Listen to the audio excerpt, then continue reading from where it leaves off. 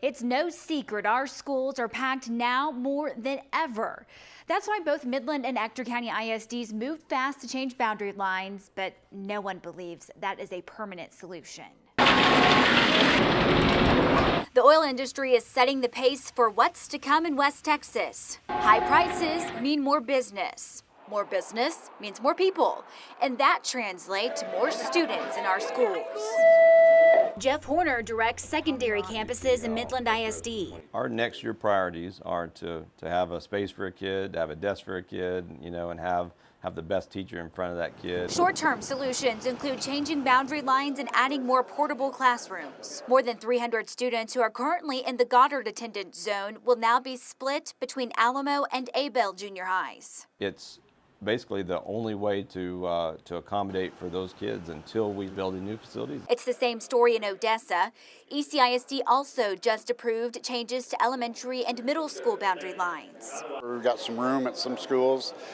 Really don't have room, but we're removing the large overcrowding at some schools and putting some mild overcrowding at other schools. The plan takes students who live south of I-20 and currently attend Ector Middle School in Permian and moves them to either Bonham or Nimitz. The district also made changes to alleviate overcrowding at a few elementary schools. Students currently zoned for Jordan Elementary would be shifted to Goliad or Ross. Some students east of Ross would shift to Ireland Elementary, and a larger area currently zoned for Bice Elementary would be moved to Blanton.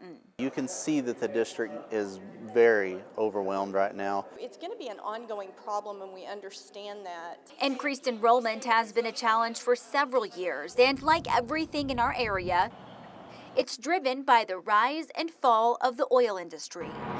Unlike previous booms, families that moved to West Texas before prices dropped in 2015 did not leave. Our population in students doesn't go back down. They kind of come to this area and they do stay.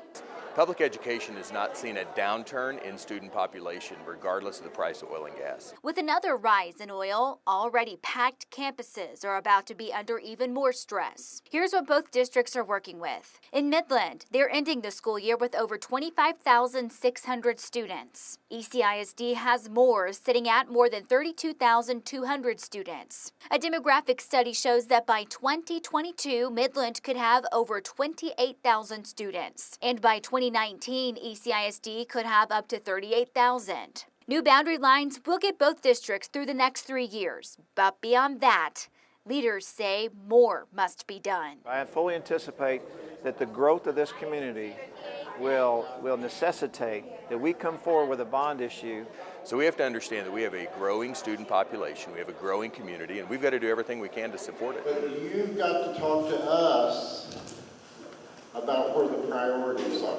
Both districts have created committees to determine what's needed most. They hope to propose a school bond that the community will support. I think just listen a lot more to the community on what they think the solutions are. Again, it's their schools.